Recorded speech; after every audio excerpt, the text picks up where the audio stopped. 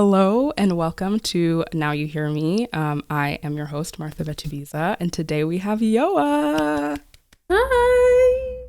Welcome. I'm so excited to talk to you. Me too. I'm so happy. I get to do an interview in English. I'm so happy. Yeah, you were the perfect fit, and it's really good timing with your album coming out and everything. Yeah. Which, congratulations. I have had it on repeat for the last few days. I really love it. Oh my God, thank you so much. I'm so happy. I feel so blessed. Thank you so much. Good. I would like to start at the beginning of your journey. So you grew up in Paris to a Swiss father and a Cameroonian mother, and grew up doing a lot of kind of artsy things in theater and all of that. And I just kind of want to know how your artistry was nurtured as a child and how that started to develop.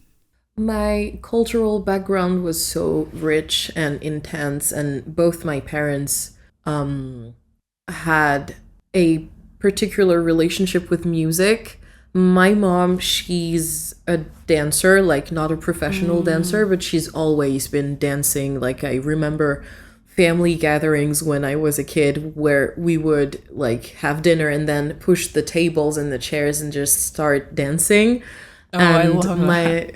yeah, that was the best memories of my childhood, just like dancing and twerking with my mom and I love and it. aunts. Yeah, that was so great. And for my dad, he comes from a very, very poor, very small village in Switzerland, and one of the many ways he had to earn some money was play music at like weddings and local fests.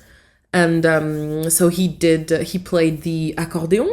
I don't know how to Okay. say that Yeah, in English. accordion. Yeah, he played the accordion, he played the piano, and he's been doing that his entire life. So by that, and also by the music they were listening to, they would only listen to American pop idols or icons. And yeah, and TV would always be turned on when we were kids. You know, we would watch music videos all the time on like MTV. Yeah. Yeah, so that's how I got introduced to music when I was growing up. You did a lot of theater as well growing up, right? Yeah, that's right.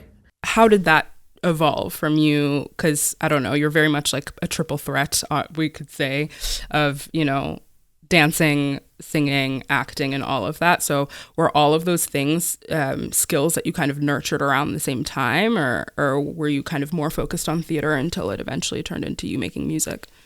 Well, a little bit of both, because my parents were intelligent enough to realize that my sister and I have a little sister, Okay. were really interested into art in general. So they would push us to do as many activities as we wanted to do, even when they didn't have enough money to pay Yeah. for these activities. They would push us all the time. But as I started doing many things like drawing, dancing, singing, playing the piano, I started taking drama lessons, and that changed my life. The first drama classes I took when I was 7, I remember very vividly the feeling of being like, oh my God, this is I have to find a way to be doing this every day of my life until I die. Yeah. Yeah, but today I feel like it's more the feeling of performing and being on stage that I was looking for, not Yeah. acting. And also I had to turn my back to that craft, because of course our society is extremely racist and is Yeah. based on a lot of internalized racism. And to me it really really got in the way of me pursuing a career in acting. I can't remember the amount of times I've had racist like remarks as when I was in, yeah, and I'm not even, I'm mixed race, I'm not dark skinned, and even then I was facing a lot of racism, so I couldn't even imagine for like a black actress or an Asian actress what it would be like. I can't even imagine. So that's also why I took a step back from acting and was like, during COVID, I was like, okay, I can do castings, I can go to drama school because everything is shutting down, so maybe I should try and do something else. And I focused on music. And then here I am today. Yeah. Here you are. Yeah. Do you watch the show 10%? Or have you seen it? Of course. Yeah. Okay, I was obsessed by this show with my best friend. I love that show. I've probably seen it like twice through. But it reminded me of the what you were saying about being mixed race and trying to navigate the acting world. Reminded me of the front desk character on the show, Sophia Le Prince. I remember she did this casting one time within the show where I think they wanted her to like break dance or something. And I was like, this is so just like stereotypical of just like placing Black people in certain roles that you think that they're going to fit because they're these like stereotypical roles. But yeah, I don't know. It just reminded me of that. It was really truthful to the reality of being a non-white actress. And the actress, Stéphie Selma, who's also a singer in France. I didn't know that. Yeah, she's a singer also, and she's so gorgeous and intense, and her songs are really, really beautiful. Yeah.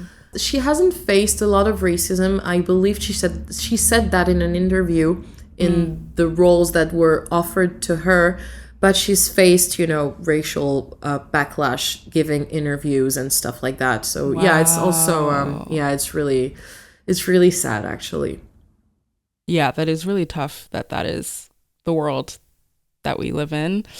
I also found it interesting what you said about realizing that it wasn't necessarily acting that you were after, but more the feeling of being on stage. And I think what I want to see you live one day. I've only seen videos online, but from what I've seen in your performance, it very much is this all-encompassing performance of singing and dancing and kind of entering into this character as well. And so it's cool to be able to see that reproduced on stage. Thank you so much. Well, I hope you can come and see me one day performing. I hope so too. I had like the biggest FOMO of my life because one of my friends in Paris went to see you like back in November or something, and I was like, send me videos. And then I had FOMO for the second time, seeing all the stories of you at the like Spotify Radar event. Because a bunch of my Spotify friends were there, and I was like, but one day. Well, hopefully, I don't know where you are in the US, but hopefully one day I'd love to tour in the US someday. That sounds so like ridiculous and unachievable, but I'd love to do that someday. Why do you think it sounds ridiculous or unachievable? Well, because I hate to project myself. I feel so blessed and so happy with what I already have, and I just try to dream and focus in present time and not in future times, and everything seems just so, I don't know. I mean, it's not that obvious for French artists to migrate, like to go to other countries and to make their music international, because I don't really know why, because French pop music doesn't have a history that's as rich and long as American pop music. So I feel like it still has trouble to export itself outside of our country.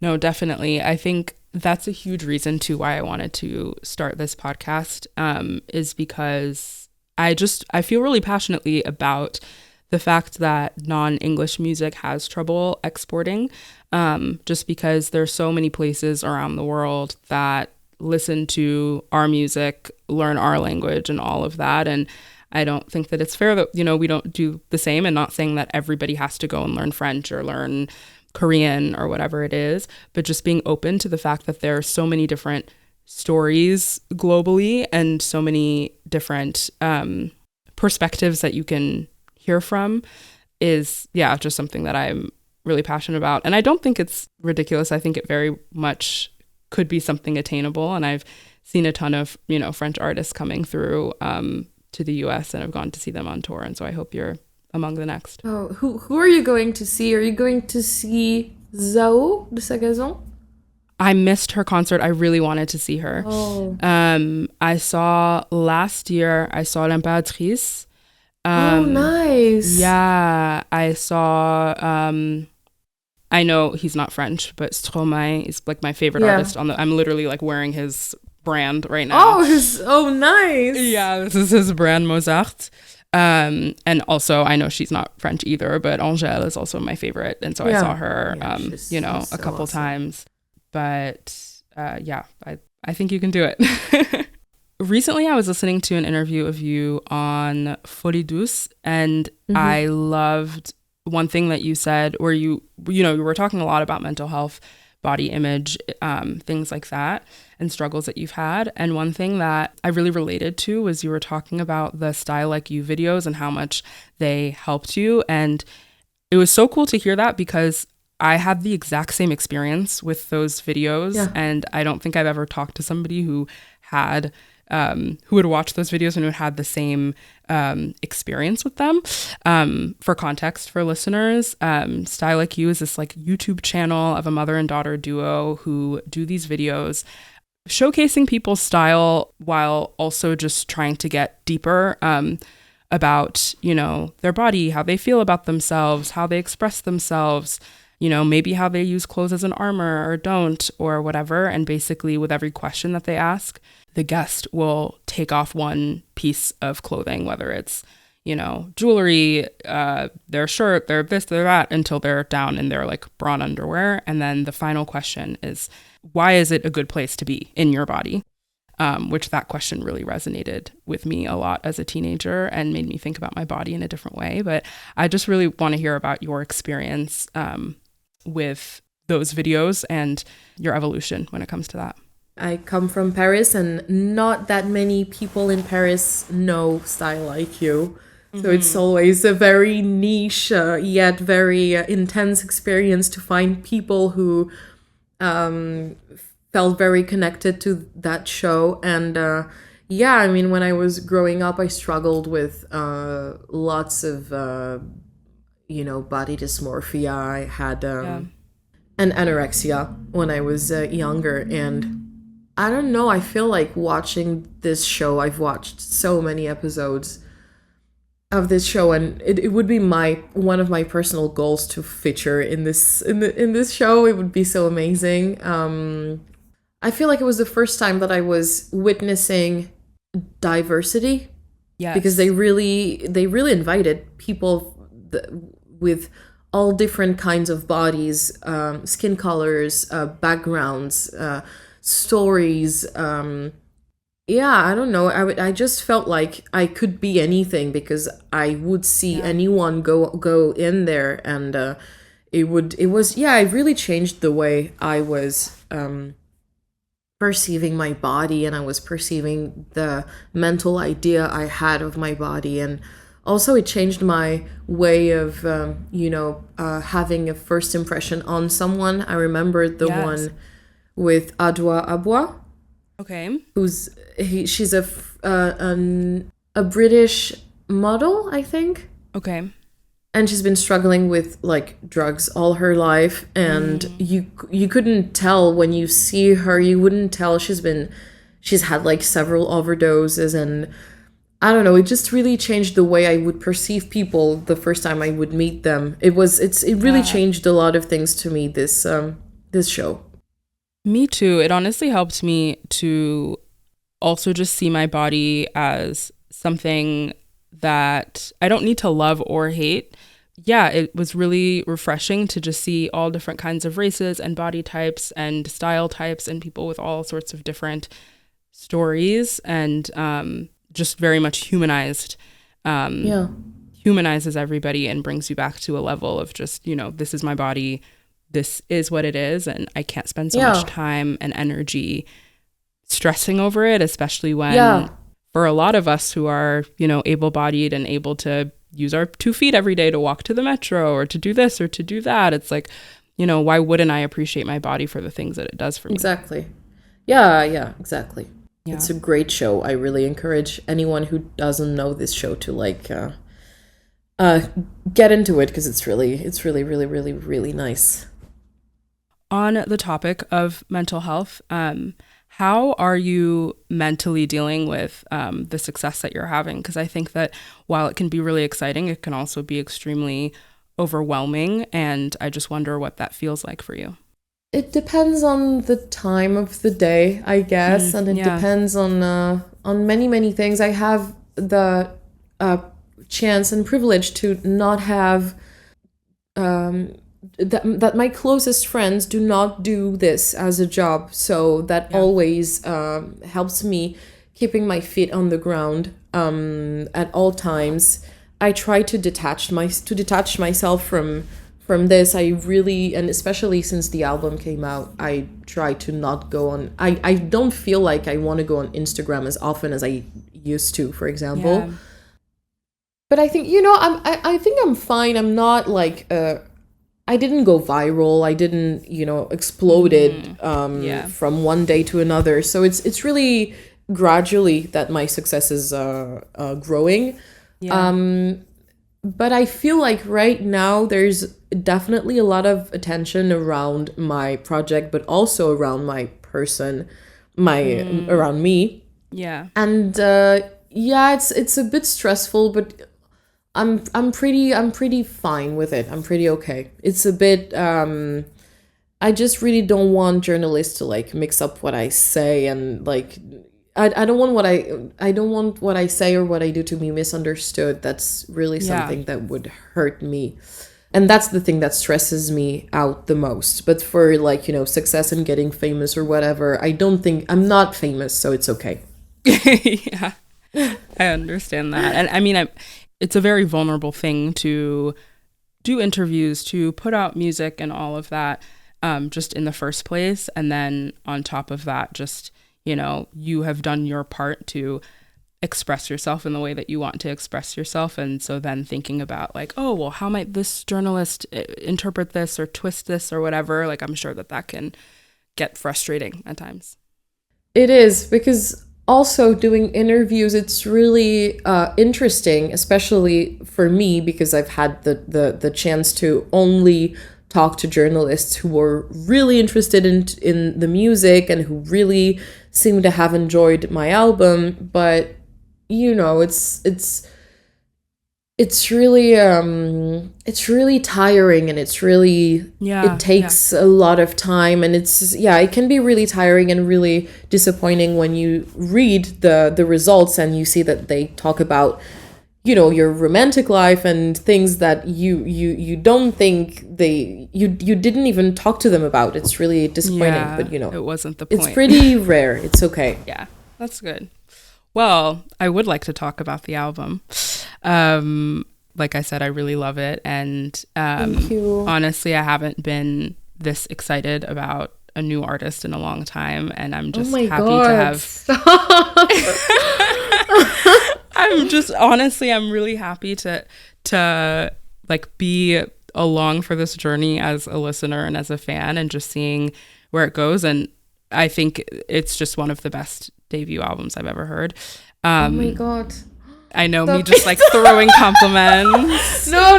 That's so nice, but it's thank you so much. I'm so happy. Thank you.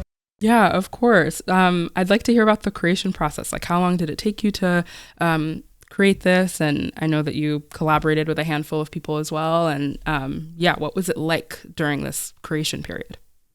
Well, it was pretty chaotic at times because I felt a lot of pressure from many things, from my record label to myself, and also from myself to myself, and from the public eye to me. I felt pressured. I felt a lot of pressure. Sorry, and the entire writing process of the album started a year and a half ago. I feel like the first song I started writing for the album was like 2 years ago. It's the song that's called Bomb on the album. And then I wrote Matcha Queen, and then I wrote and the rest, just started. We created the rest, starting from Matcha Queen and Bomb. And yeah, I guess the process of the album was like we left to write and compose the songs with my team of producers. And then this summer, there was a lot of drama and passion in my personal life. Went through a breakup, like the breakup, and that was really hard for me. And the end of the album I wrote in November and October of this year. Wow, So very it's recent. yes, very very like it was only like 2 or 3 months ago, which is really short. Yeah. So it's really an album that I wanted. I always say, and I always feel like a good debut album is an album where you feel like you've met someone new, like you've met a new person, not necessarily an artist, but like you feel like you've had a coffee with someone and just, got to meet someone new. And that's really what I tried to convey with that album. And for that, I just tried to write as close to the truth as I possibly could, and that took time, but I needed time to write this album. And I love it so much because I know it's not perfect. I know if I had more time, I would have done things differently, but I'm so happy that everything is being fixed in its form right now. It's really weird because I've been listening to it also since it came out. I keep on listening to it, and I'm so happy it exists that way. And it's such a testimony of the last 2 years of my life where it was so chaotic and also so intense and so weird. And so I grew up so much in the course of these 2 years. And I'm really happy that this album exists and is a testimony of all of that. It's a great joy for me. I'm really happy hearing even the way that you're talking about it and just like the glow that you have of like the pride that you have for yourself. And, for you, it's an album. For other people, it might be journal entries, photos, certain accomplishments. It's nice to have a group of kind of like a body of like proof of your existence and your growth and all of the things that you had gone through over the last couple of years, for better or for worse. And it's really cool for you to have come out on the other end of that process and been like, whoa, I've changed a lot. I've grown a lot. I might have gone through this tough thing, but I'm okay, Yeah, exactly. And it's also, on also a personal level, like I said, I started this album being in love with someone who I thought was, never going to end. Then fell in love with a person in the making of this album. Then ended the album with yet another person.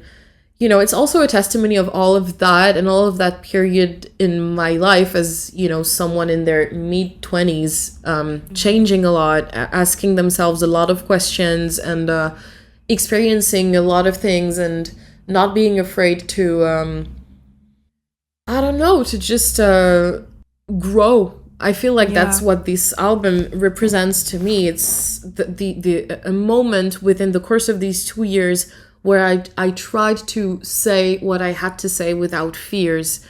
And that's also very often what I say about my project, is that I'm not different from Yoa. I'm no different from my character on stage. Sorry. The only difference is that when I'm being Yoa, I'm never afraid. Yeah. Whereas in my real life, I'm afraid all the time, and I lack courage, and I lack many, many things that Yoa doesn't lack.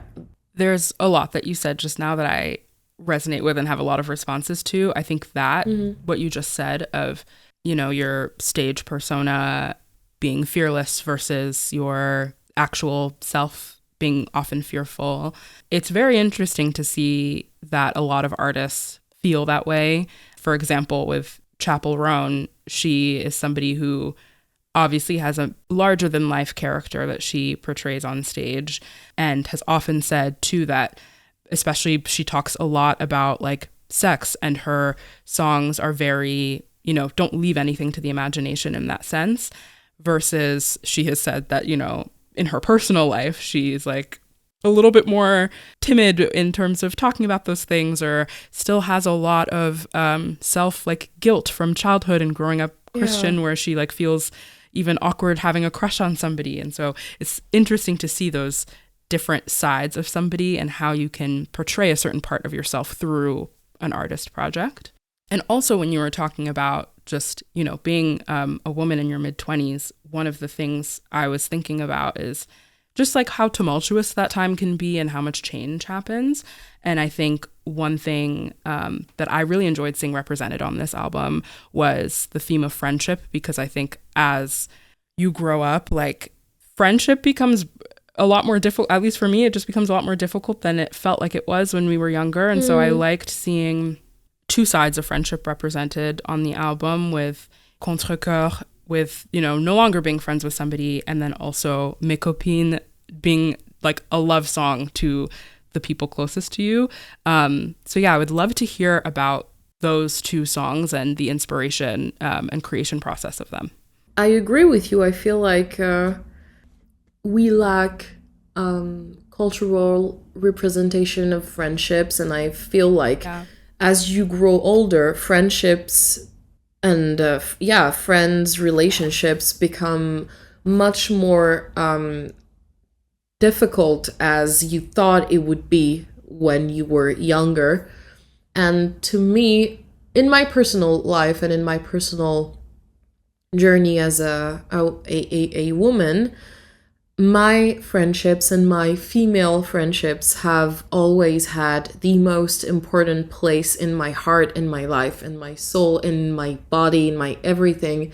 My best friends, they're everything to me, and they're my my lights in the dark, I guess. Of course. Yeah, and we also have a very powerful relationship together as you know, just as friends. I feel very powerful when I'm surrounded by them and knowing that they're in my life.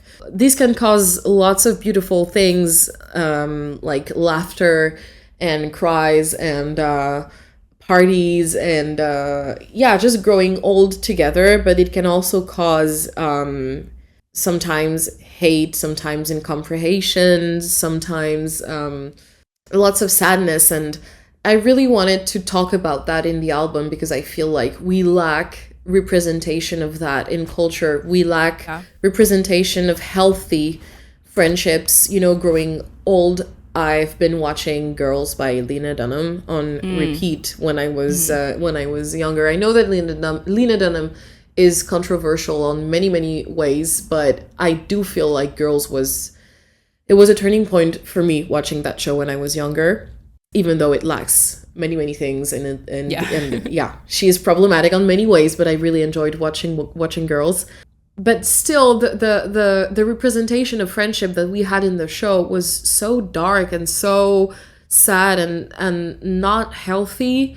And I really wanted to have that in the album. And I feel like Contre-cœur is also very healthy, because I did it not in the hope of reconnecting with the people it refers to. I did it for myself. I did the song to say to myself, okay, we went through this. That's how we felt.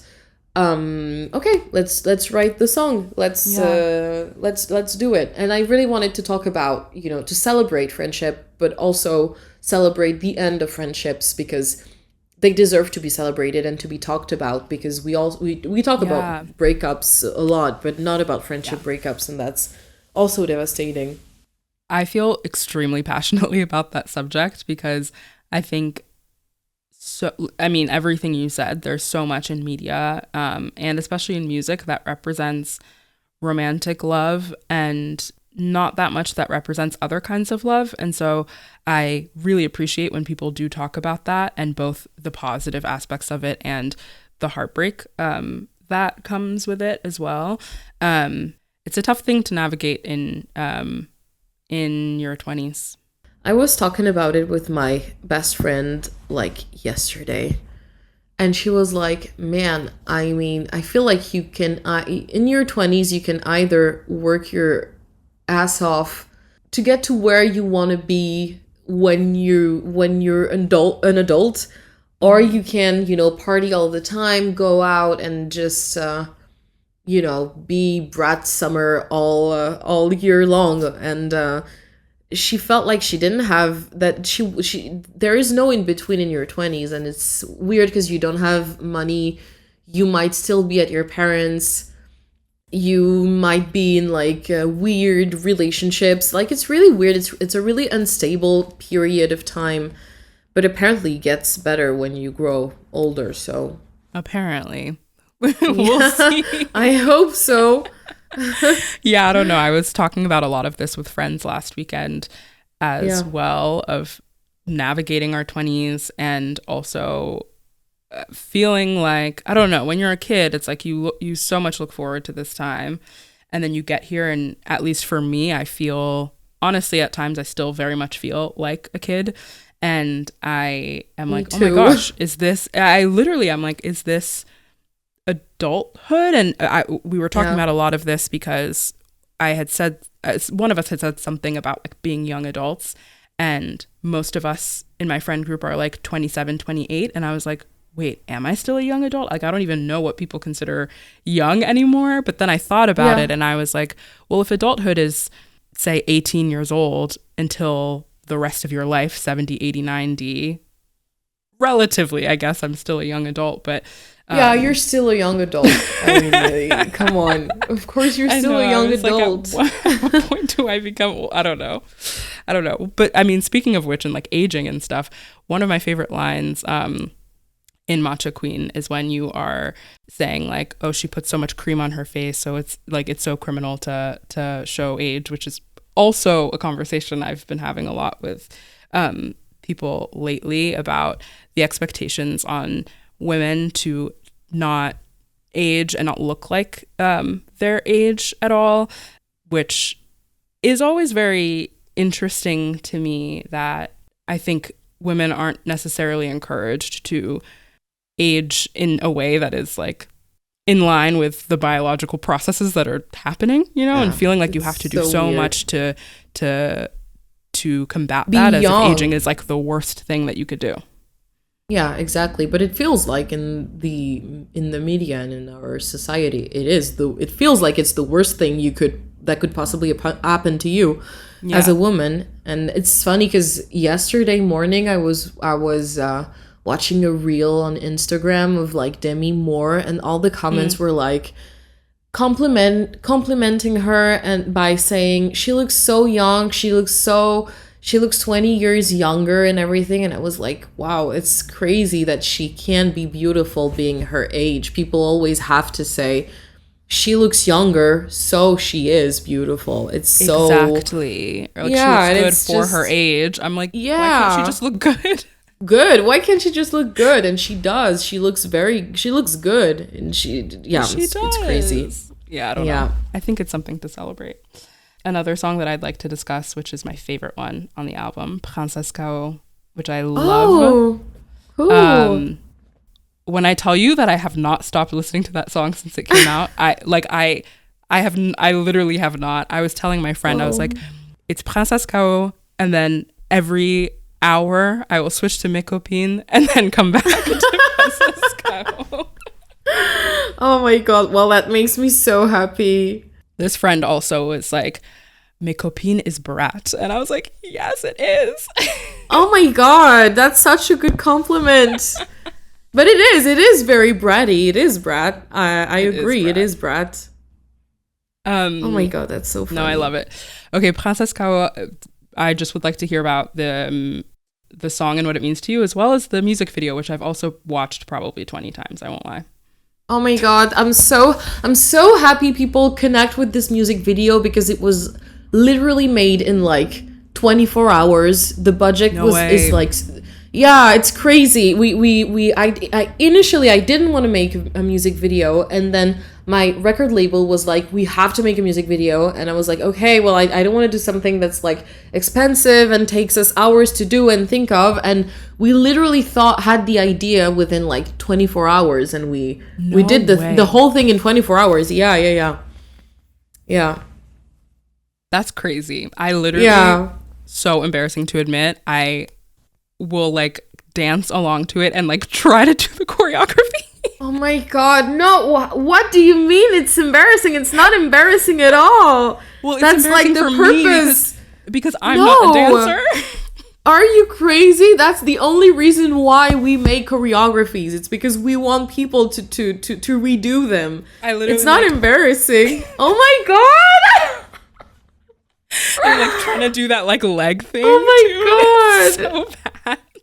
No, it's not. Come on. It's so cool. You're the coolest. I also just love that song because I feel like it very much represents your 20s of just like, oh my gosh, like there's so much chaos. Like I'm deconstructing and reconstructing and like, it'll be okay. And I'll thrive. It'll be okay. It's all a game of like breaking things and repairing, which is, I feel like the story of anyone in their 20s and in their lives. Just totally. We keep on breaking things and then we try our best to repair them.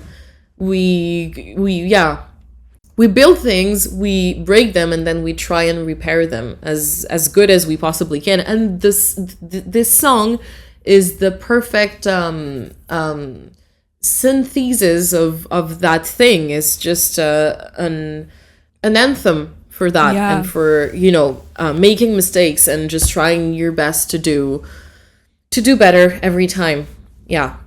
It's a song that makes me feel like I can forgive myself for mistakes and also helps me to embrace them and remember that it's just a part of life. Yeah, exactly. And always helps you. I mean, I also did this song and made a lot of lightness in it because I went through honestly the worst months of my existence. Like this autumn, it was just like I thought I was not gonna make it. I don't know. It was just the worst months of my existence.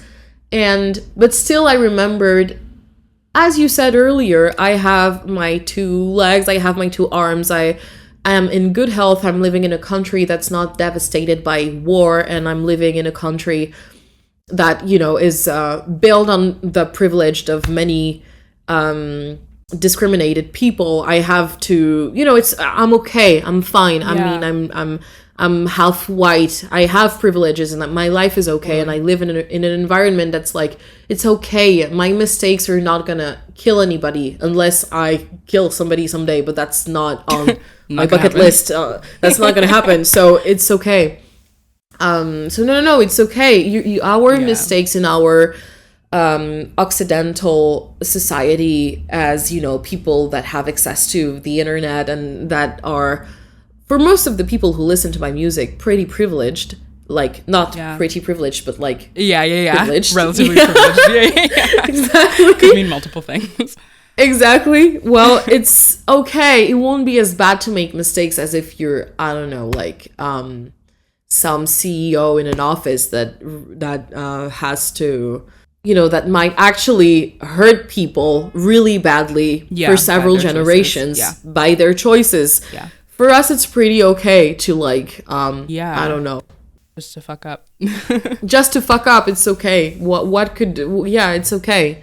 If you learn from your mistakes. Exactly. I want to wrap up with a few final questions. So, this podcast is very much about celebrating women around the world and highlighting them. And I just want to ask, who are some of the women in music who you want to lift up, whether that is in France or elsewhere around the world? Can I talk about 3 women? Yes, as many as you want to. Okay, nice. I'll talk about 4 women. The first one is one of my best friends. Her name is Modern Liv, and it's her artist name. She's a singer, songwriter, really, really talented. She opened for me in my first gig in Paris, my first headline show in Paris, and she she's an icon. She's a legend. I love her so much, and she's my best friend. She's been my best friend for like 10 or 12 years or something. And she's based in England, so I really advise you to like get in touch with her music, because it's really, really great. And she's just released her first EP called Amazing. Boy Band. And yeah, she's really amazing. So her name is Modern Live, and you can find her on all platforms and all social medias. I'd also like to talk about Ileona. I was hoping you would bring her up. Of course I was going to talk to her. I could not be talking about her. Yeah, she's also one of my dear friends. She produced the last song on my album called The Favorite, and she's a genius. She's just a genius. And her next album that's going to be released in March, I believe, in March. It's a masterpiece. I've had the chance and the privilege to listen to it for months now, and it's the most beautiful record that's gonna come out this year, and I'm saying that including my album in there. But she's so legendary. I'm such a fan of her work. She's just I don't think the world is ready for her album. It's just so sensitive and so pure and so modern and everything, and she does everything on her own. She produces. No way. Yeah, she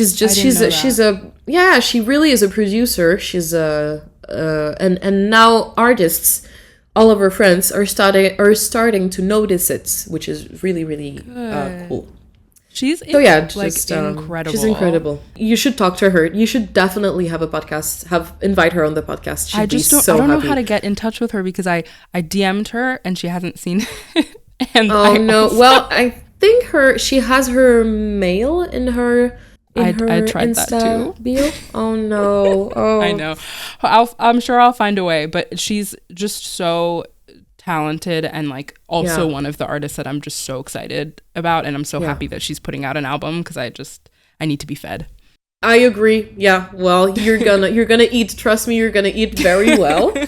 And so yeah, Ileona. Next album on March the 7th, I think.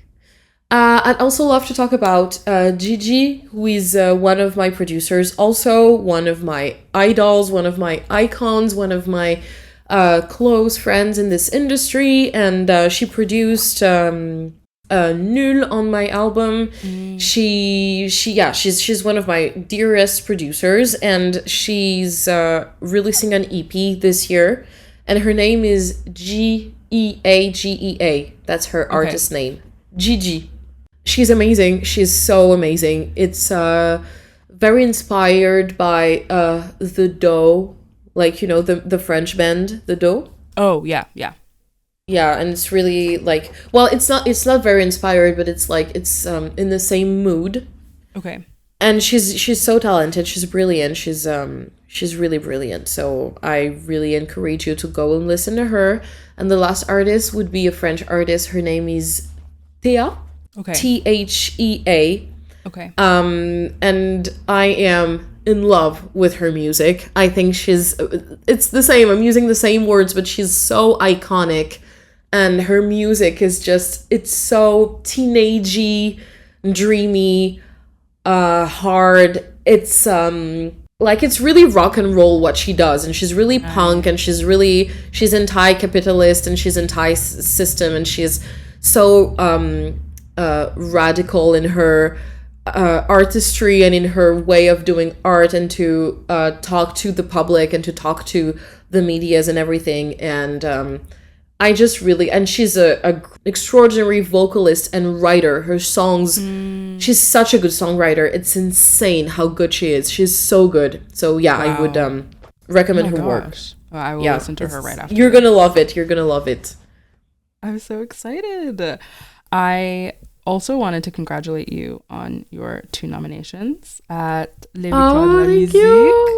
Thank you. Révélation féminine, Révélation scénique. How do you feel about that? That's huge.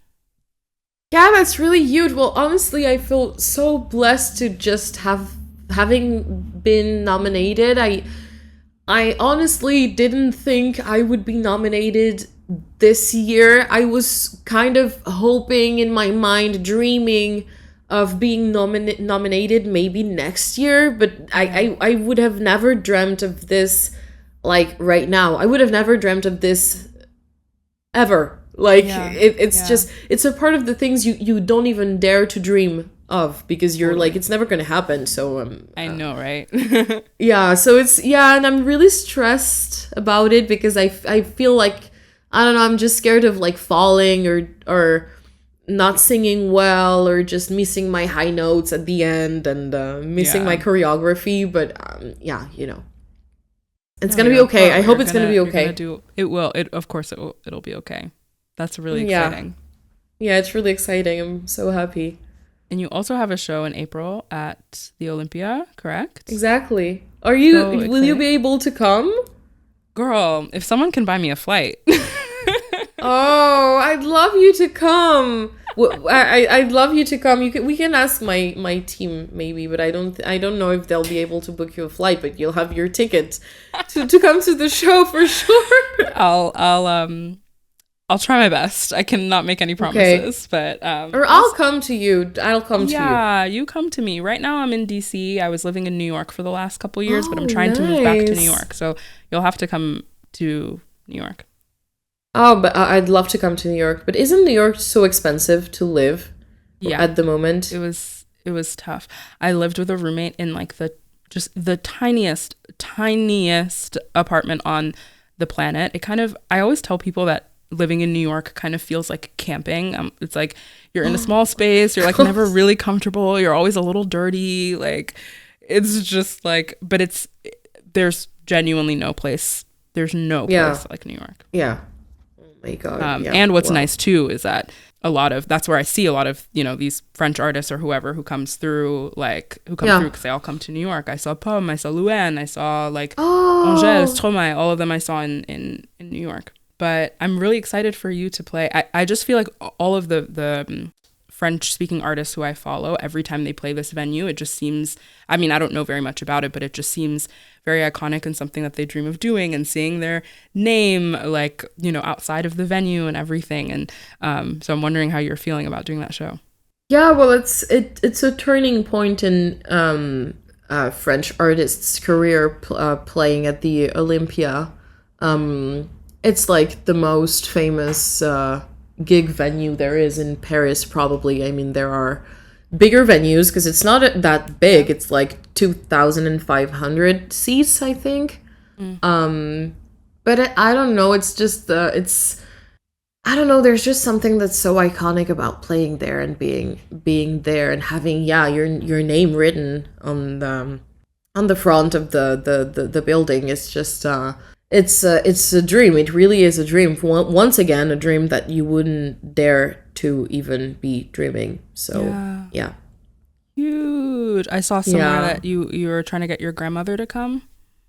Yeah, I it's on the way. I think my mom is doing all the work for my grandma to come. So I'm really, really excited. She's never seen me play in a concert. Wow. So yeah. That'd be epic if the first time she saw me was at the Olympia. That'd be really epic. I'm crossing my fingers for you. Yeah, me too, honestly. Me too. I wanted to end on this quote of yours that I saw in an interview. Mm-hmm. You said, during adolescence, I had my share of unpleasant things: depression, anxiety, loneliness. I had created a bubble for myself. Now I open up to others. I receive a lot of love, and I'm no longer anxious at all. If the girl I was at 15 saw the Yoa of 2025, she would be both surprised and proud of who she has become. I love that. Well, me too, actually. Me too. I'm proud of myself, and I'm proud of what I'm building. I hope when I break everything, it's not gonna hurt so much, because I have a tendency of breaking things. As I said in my songs, but yeah, I'm really proud of what we're building, me and my team, and me and my fans, and me and my producers. I'm really, really proud of what we're creating and what I've created, and how I've managed to make my life evolve to this, and having the chance to talk to people like you, and to meet people who I was fan of, and yeah, I feel so blessed and so grateful, and I really, really, really, really love these moments where I can just take the time to thank the world and to thank the people that have helped me get to where I am today. But yeah, I'm really proud of who I am, and I think that the Yoa who was 15 in her bedroom listening to music and on her phone like this before she went to sleep would be very proud of what we're doing today. And yeah, I'm doing this for her, basically, as like many artists. I'm not inventing anything. Yeah. Well, thank you so much for coming on this podcast. Thank you so much. Such a lovely conversation. Where can everybody find you online? You can find me on Instagram, TikTok, Facebook, probably. I'm leaving X, so you won't find me on X. Oof, yeah. Gotta get rid of that. Yeah, we gotta go. Actually, we should be going out of everywhere, but Oh, it's just too. It's a lot. Yeah, one step and at a time. Also exactly, and I also read something to like and I was having the conversation with friends of mine, and they were like, if we all leave Instagram, for example, well, the only person who will be left on these platforms will be literally like neo-Nazis and stuff. So we might as well stay there. I didn't even think of that. Yeah, and that's why I was like, okay, I'm not gonna stay on X because it's obviously like I've gotta go as well. a neo-Nazi's work, so I'm not gonna stay there. But for now, I'm staying on Instagram, and if it gets too dirty, I'll just leave at some point. And also, I'm not as famous as I'm not famous enough to leave these platforms for now. I still very much need them to get myself things to eat. So that's the hard thing. But we'll see how things turn out, because yeah. But for now, we can find you on Instagram. But for now, you can find me on Instagram. You can find me on Spotify, on Deezer if you're French, on all platforms, on Tidal as well. You can find me. You can find me everywhere on the internet. You just have to type in Yoa, YOA, and you'll find my music, and you'll find my stuff. I was telling my friend, the one who said that mes copines is brat, I was saying that. Yeah.